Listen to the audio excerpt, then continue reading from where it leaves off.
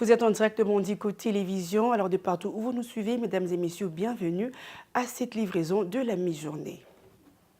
Après la déclaration par l'Organisation mondiale de la santé de l'urgence publique de portée internationale sur la variole du singe en RDC, les autorités sont déjà mobilisées pour une prévention et surtout la prise en charge médicale. Sous la coordination du Centre de contrôle de maladies de l'Union africaine, les autorités congolaises s'activent pour trouver les vaccins pour vacciner plus de 3 millions de personnes en RDC. Bijou Lumuna nous en dit plus. La République démocratique du Congo représente pour l'instant l'épicentre de la variole du singe ou monkeypox dans le monde. Selon le ministre de la Santé, le Dr Roger Kamba, 20 experts du Centre de contrôle de maladies de l'Union africaine sont déployés en RDC pour suivre de près cette situation. La ville de Kinshasa compte pour l'instant 10 cas, 8 cas confirmés et 2 cas probables. Les symptômes sont méconnus du grand public. Le ministre de la Santé les a rappelés. Pour reconnaître, c'est assez facile, mais je vais donner quand même tous les autres symptômes qu'on ne reconnaît pas. Cette maladie commence, comme toutes les grippes, toutes les maladies virales, souvent par des maux de tête, et souvent par de la fièvre, et bien sûr des douleurs musculaires, et puis progressivement apparaissent des boutons. Et ces boutons sont assez reconnaissables parce que ça touche beaucoup le visage, ça touche les mains, même les paumes des mains, ça se généralise ensuite. Donc c'est facile de reconnaître quelqu'un qui a le monkeypox. Ce n'est pas une maladie secrète. La variole du singe, en anglais monkeypox, est une maladie virale qui s'y transmet dans sa première forme par un contact avec l'animal infecté. Mais elle a depuis lors évolué et se transmet par voie sexuelle. Les symptômes sont moins visibles que la première forme. Pour stopper la propagation du monkeypox, les autorités sanitaires congolaises préconisent la vaccination de masse. Au moins 2,5 millions de personnes devraient être vaccinées à travers le pays. 2 vaccins sont disponibles pour le moment, à savoir le vaccin américain et japonais, mais ils coûtent très cher, d'où la mobilisation aux côtés du CDC pour en avoir. Nous avons déjà dans notre plan stratégique défini les besoins en vaccins. Maintenant, il faut accéder à ces vaccins qui sont très chers. C'est pour cela que le CDC Afrique a décidé de communiquer là-dessus pour que tout le monde se mobilise. Par exemple, nous avons besoin d'à peu près 3 millions de doses de vaccins. Parce que nous estimons que si nous vaccinons un peu plus de 2 millions 500 personnes dans notre pays, on pourrait stopper la maladie. Mais si on doit vacciner ces 2 500 000 personnes, on a besoin de 3 500 000 doses. 3 500 000 doses. Pourquoi? Parce qu'il y a un vaccin qu'on peut donner chez les enfants, c'est en 2 doses. Et le vaccin chez l'adulte, c'est en 1 dose. Ce qui fait qu'on a besoin d'à peu près 3 500 000 doses.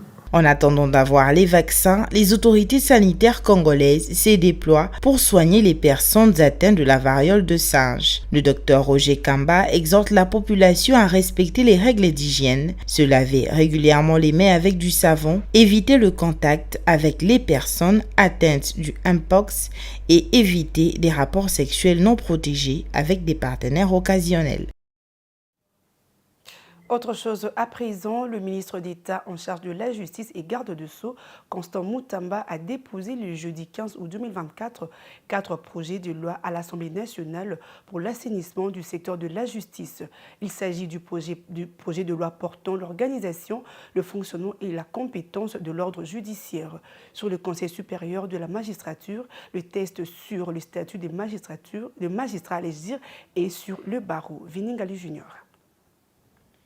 Merci pour l'honneur que vous nous faites en venant nous recevoir ce jour à l'occasion du dépôt. Le ministre de la Justice et garde des Sceaux, Constant Moutamba Tungunga, a déposé ce jeudi 15 août 2024 4 projets de loi à l'Assemblée nationale. Ces documents ont été réceptionnés par le président de la Chambre basse du Parlement, Vital Kamerhe. Selon une dépêche de la cellule de communication du ministre de la Justice, ces projets de loi visent à modifier certaines dispositions légales afin qu'elles soient en adéquation avec les réformes mises en place depuis l'arrivée de Constant Moutamba à la tête du ministère. Les textes soumis comprennent Le projet de loi portant organisation, fonctionnement et compétences de l'ordre judiciaire, le projet de loi sur les conseils supérieurs de la magistrature, les projets de loi sur les statuts des magistrats, le projet de loi sur le barreau. Constant Mutamba a souligné l'importance de ces textes dans le cadre de la politique des réformes souhaitées par le président de la République. À noter que la rentrée parlementaire est prévue le 15 septembre 2024. Dans le reste de l'actualité, on séjourne à Harare au Zimbabwe en marge du 44e sommet ordinaire du chef d'État et du gouvernement de la SADC. Louis Watum Kabamba, ministre de l'Industrie et du Développement de petites et moyennes entreprises, a participé à une conférence publique le jeudi 15 août 2024 avec pour thème renforcer la capacité de recherche et les écosystèmes d'innovation pour une économie SADC durable de l'industrialisation.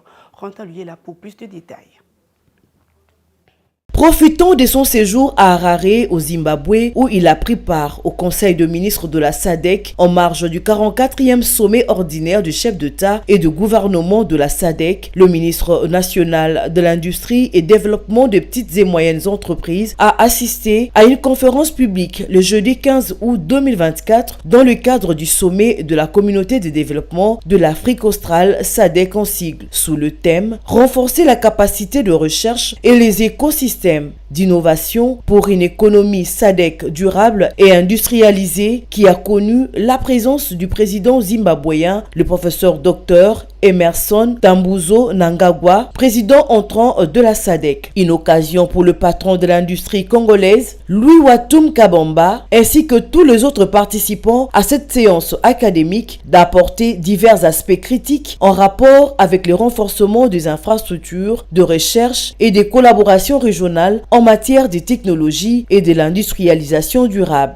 Il était question ici du renforcement des capacités des pays membres de la SADC pour l'industrialisation durable de l'Afrique et surtout de notre partie régionale. C'était des séances académiques de très haut niveau où nous avons écouté plusieurs présentations, où nous avons aussi intervenu pour faire comprendre que nous devons conjuguer les efforts pour faire sauter tous les verrous qui empêchent l'industrialisation de notre région. Les ressources naturelles sont là, la capacité intellectuelle est là. Il faut maintenant conjuguer ces efforts-là. Il faut développer l'ingénierie financière, qui est très important pour mobiliser les fonds, pour industrialiser l'Afrique.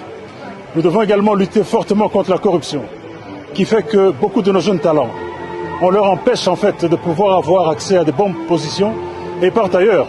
Et cela aussi prive l'Afrique de son pouvoir de s'industrialiser. Voilà de quoi il était question. Et le mot que j'ai pour notre jeunesse en RDC, je l'ai tiré de cette séance magistrale par son Excellence, Monsieur le Président Emerson Mnangagwa, le président du Zimbabwe, qui a donné un proverbe Shona, qui dit ceci: construis ton pays, développe-le et prie pour ton pays, car personne d'autre ne le fera à ta place. Fin de citation. Il s'est noté que cette activité s'est tenue au Diamond Conference Center de l'Université des Zimbabwe. En province, la ville de Bukavu, chef-lieu de la province du Nord Kivu, située dans l'est de la République démocratique du Congo, a enregistré depuis plusieurs mois une série d'incendies qui ont ravagé les habitations et quelques maisons commerciales. Plusieurs dégâts matériels ont été enregistrés et même des pertes en vies humaines. Le maire de la ville de Bukavu a évoqué plusieurs causes de cas sinistres, parmi lesquelles les constructions anarchiques, les constructions des maisons avec de matériaux non durables, ainsi qu'autres, d'où la campagne de sensibilisation de la population. Suivez. Il ne se passe pas une semaine sans que la ville de Bukavu, chef-lieu de la province du Sud Kivu, dans l'est de la République démocratique du Congo, enregistre des cas d'incendie. Des maisons d'habitation et des maisons commerciales sont souvent réduites en cendres à la suite de ces sinistres. Le non-respect des normes d'urbanisation dans la ville, avec des constructions anarchiques, des maisons en matériaux non durables, collées les unes des autres, et la mauvaise gestion des objets inflammables dans les ménages sont entre autres le principal cause de cette série d'incendies. C'est ce que déplore Nicolas Loubala, président provincial de la dynamique de la société civile du Sud Kivu. Presque toute la ville de Bukavu aujourd'hui qui est en train de vivre avec des incendies et nous on est en train de sensibiliser la population. Lorsque nous voulons maintenant construire, prenons conscience. Comment est-ce que nous devons construire? Évitons ces constructions anarchiques ou bien ces constructions sauvages telles que nous les appelons. On est sur les sites, nous voyons encore, ce sont des tôles avec qu'on est en train de construire. Il y a d'autres planches. Je pense qu'on doit prendre conscience. Il faut regarder comment est-ce qu'on doit espacer des maisons. Victime de l'un de ces incendies, Francine Numbi, la trentaine révolue et mère de 5 enfants, passe nuit à la Belle Étoile. Elle a sollicité l'intervention de l'État pour la construction des habitations en faveur des victimes. Depuis que nous avons connu ce drame, nous vivons avec des difficultés au quotidien. On passe la nuit à la Belle Étoile, nous sommes exposés aux moustiques et de ce fait à la malaria. On se bat pour les limites de nos parcelles, que le gouvernement intervienne pour nous offrir des endroits où nous pouvons habiter.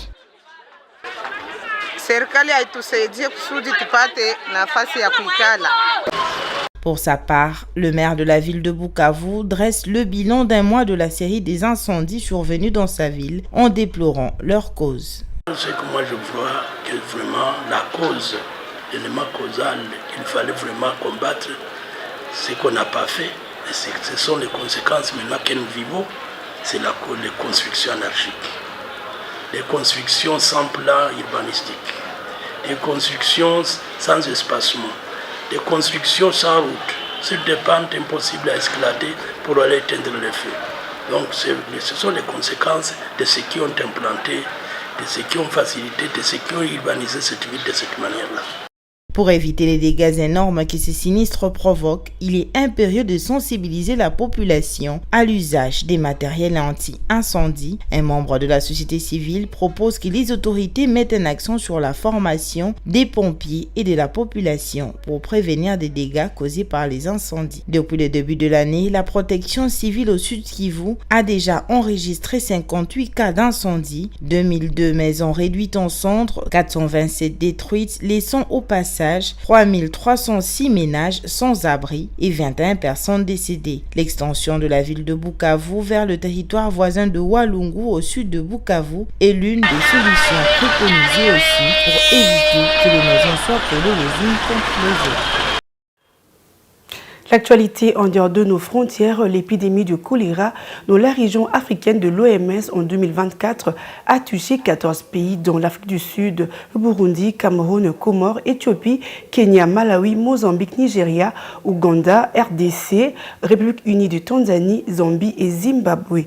3 pays, le Comores, la RDC et l'Éthiopie, sont actuellement considérés comme étant en situation de crise aiguë.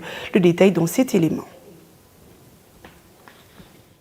La sous-région orientale du continent, qui connaît actuellement la saison des pluies, est confrontée à une résurgence des épidémies. Le phénomène El Niño a provoqué à la fois de sécheresse et une augmentation du niveau de précipitations provoquant des inondations et le glissement de terrain de certaines communautés. Cette situation va exacerber l'augmentation du nombre de cas de choléra et accroître le risque de flambée dans les districts et le pays qui n'ont pas signalé de nouveaux cas confirmés ou des flambées de choléra précédemment contrôlées. La saisonnalité des épidémies de choléra reste un problème dont le pays doit tenir compte. Les États membres doivent améliorer la préparation et l'état de préparation de la lutte contre le choléra, renforcer la surveillance et intensifier les mesures de prévention et de contrôle dans les communautés et autour de points de passage frontaliers. Cela permettra de prévenir les épidémies, d'apporter une réponse rapide et de réduire la transmission transfrontalière. Depuis le début de l'année 2024, le nombre de cas